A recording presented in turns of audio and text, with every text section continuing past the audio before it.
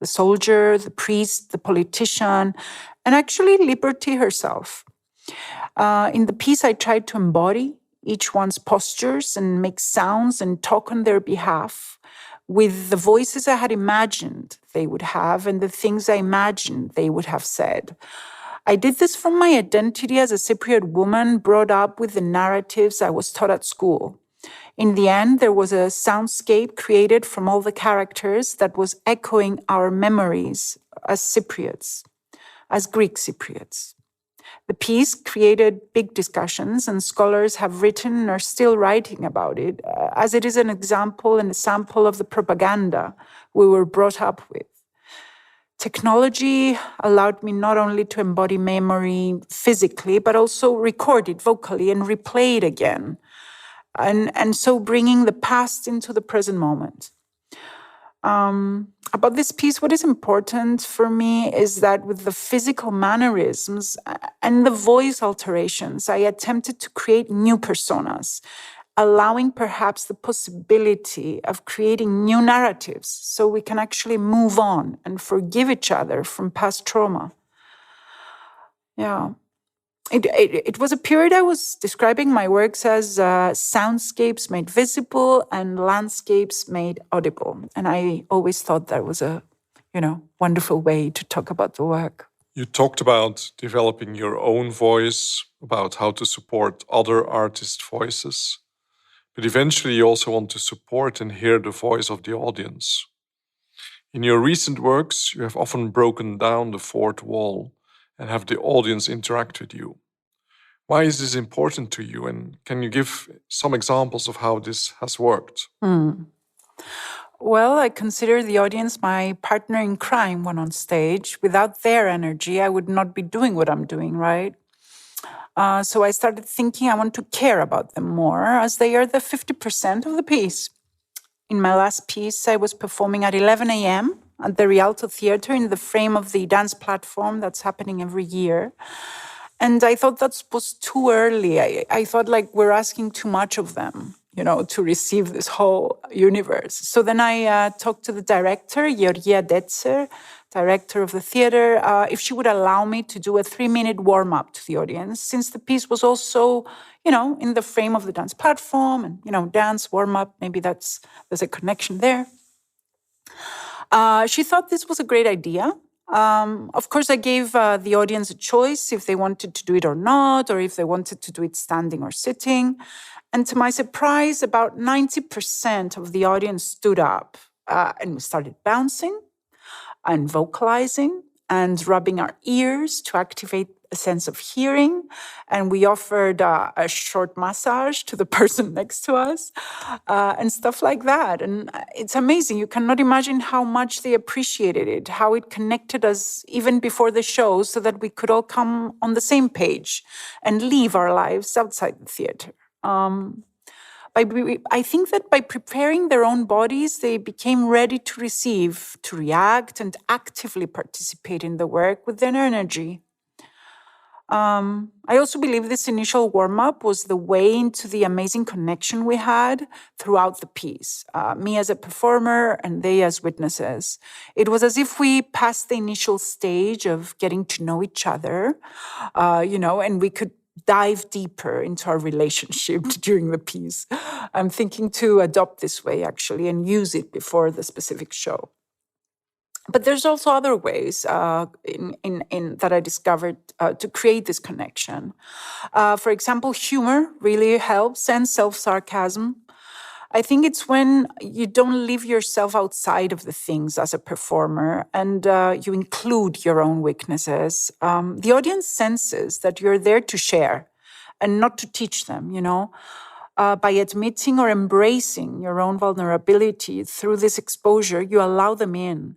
You open up as a human with everything that comes with it, rather than choosing only the good sides, and give room for their reactions and their frustrations, actually. For example, if they want to laugh or if they want to leave. At the end of the day, your job is to do the best you can in what you planned on stage. And for me, this is key to gaining their respect, as they value the fact that you made an effort and took under consideration the time they decided to devote to your work. Now I feel I can really enjoy my time on stage, as all the methods and techniques come to support my expression or anything spontaneous I desire to do or say on stage.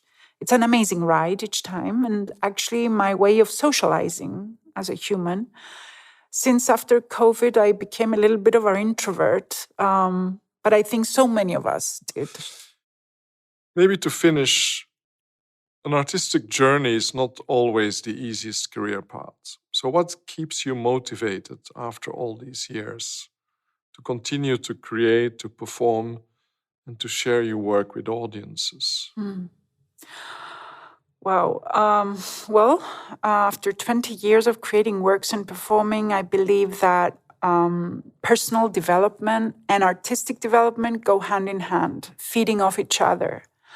By nourishing and dealing with my shadows as a human, I think I nourish the work, since that is my way of exposing my vulnerability as an embodied truth each time. I think this is why I love making live performances, because they are alive and thus allow me to be with my aliveness each time, as it is rapidly shifting, like life itself, right? Usually I attempt to do this by creating these physical and audible realities with the hope to inspire those witnessing of their own authenticity. Ideally, each time I hope that both me as a performer and the spectators can experience a journey together that allows both of us to transform by the end of the work to a bigger or to a larger extent. And I'm ever so grateful to art, as it is one of the last places left for me where I can really experience a sense of freedom and joy and play.